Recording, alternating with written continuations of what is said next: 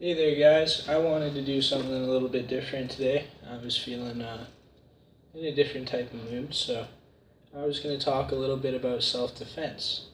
Now, many people in their lives, you may find yourself walking down the street, someone tries to snatch your purse, someone tries to take your wallet, someone's trying to hurt you for whatever reason, they may just be a nutcase, and you're left with the option of fight or flight. Now, for sole purposes of this video, whenever possible, I'm going to suggest that you flight, but fighting when necessary isn't a bad route. So I was going to talk about some potential aids that you may use in a fight. Now, legally, there are only a couple ways to go about this. My personal favorites are a roll of pennies. Keep a roll of pennies in your pocket. Gives you extra thrusting power during a punch. You hold that in the ball of your hand right before you throw that punch, and you squeeze tight on it before you make contact with their face. That's how you get the best effect out of that. You can break someone's jaw. Solid punch like that. Now, my second favorite legal option, keys. Use some keys on a motherfucker. Someone's running up on you, and you have the option of getting some keys out like this, and you position them in between your fingers, however you can get them that feels comfortable. A punch to the eye socket, the throat, anywhere with a couple of keys in your fingers like this, it's going to be pretty detrimental, and at best, it'll blind an assailant long enough for you to make a getaway, and, at worst, he'll be stunned and you'll get enough time to throw that second punch. So, now legal items. There's always the old-fashioned way. You use your bare hands. Now, all of these, they're fairly played out for me because in most instances, your attacker will have a weapon. So, I was just gathered up a few things that I usually carry around with me. Nothing fancy. I keep my K-bars in the boxes. I'm pretty prudy about my knives, but there are a few that I like to, sometimes, when necessary, carry with me for the means of my own protection. This is a favorite of mine because it's cheap. It's got a pattern of it. I'll hold it up so you can see it here. Just a bunch of pot leaves.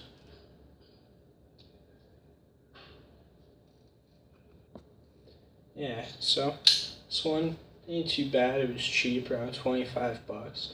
I like the construct of it and a few of its features. It's got here strap cutter or skinner if you're into hunting. I've never actually seen one of these that could work so good, but in theory, not a bad idea. And in there, the tail of it, it's got a window breaker, glass breaker, skull crusher if you want. And I like it because it's got a good ergonomic grip. If you're getting a knife for fighting, you want something that you can get a really good hold on. You want to be able to maneuver, you want to be able to get and keep control of your knife, because the last thing you want is someone being able to reach and you don't have a slip grip, or God forbid, and then they're using your own weapon on you. So fuck that. Get a decent knife, hold it in the shop, caress it, get to know it, fucking take it on a few dates before you invest any serious money in a good one. But throwaways like this, they can be a good option. Move on to something a little higher up. This is just a boot knife. I've seen several variations with the different stamps on them, and I've seen this one in several different variations. So I've seen Fury do a make of this. This one here is Smith & Wesson. I've seen a Defender model, and I've seen an Ace series, a whole bunch of companies, and a few knockoff, no name, you don't want them. This knife is held up through hell. I put this through fucking a cooling fan of a car. Nothing. Tip snapped after a while, but that was me fucking with it. But this knife held up really well. Came with this really nice sheath. Good for concealing. Smith & Wesson, you better send me some free shit for this. I'm endorsing your product here. But yeah, no, I like this knife. It's good for concealment. Fairly long blade if you look at it. This would fucking kill someone. So this is if you know that you have an attacker that day and you know that you're going to need to keep yourself safe. But at the end of the day, I'm not saying, do this, go out and do it, because it is illegal depending on what state, city you live in.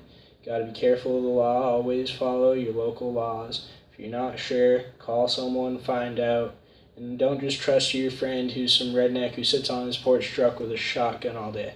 Not a good idea. I've done it before. Never take Larry's word. He's a fucking liar. He's too drunk to remember shit. Now, my personal favorite. These are just fun on a bun. I'm going to throw these on so let you have a look. Hard knuckle, tactical gloves, padded on your palms. You want to throw a palm strike, you got all the padding you need right there. But what I like about this is, and I'll show you here, these gloves, depending on if you get good ones, can actually be thick enough sometimes that you can see I'm not holding back on the pressure there. You can keep a grip on a knife like that and it won't go through the glove. And pretty big fan of these. They work with some lead plates that reside in these hard knuckle points here. And that just helps you carry the kinetic energy from every swing. So basically you're just taking your punch and kind of upping the ante a little bit. Some would compare it to brass knuckles, but I wouldn't, because these are legal in many states that don't permit brass knuckles. So look into it, find out if you're not sure, because I don't know where everyone lives, and I can't possibly be responsible for anything you decide to take this knowledge and do with it. That's my disclaimer. But yeah, folks, shit's getting scary out there. I think you know my opinion. I don't think the police are ever going to come and save me. So you have a responsibility to extend your own life. And if that means that in certain circumstances you need a knife, and it could even be for utility. I heard about a thing in, it was in America, I believe, and it was a woman of Middle Eastern descent. She got her headscarf trapped in an escalator, and the escalator basically ripped her, scalped her, because her hair and her headscarf got caught in it. I think it's called a hijab. You know, in a situation like that, if someone beside her had a knife, I'm pretty sure no one would have called the cops on you for ripping out your knife and saving that lady. Just saying. So there's many different times when you may want to consider something, but always go with the straight up, irrefutably legal options first. If those are available to you, do it. Keys work great. Like I said, give someone a shot to the eye with a pair of keys in your hand. That'll definitely put down a rapist, a mugger, anyone who's coming for you. Roll the pennies, roll the quarters in your hand for that extra punch and power. Works on the same principle as the hard knuckle gloves. So awesome things for you to look into. Remember, keep yourself safe, and y'all take it easy.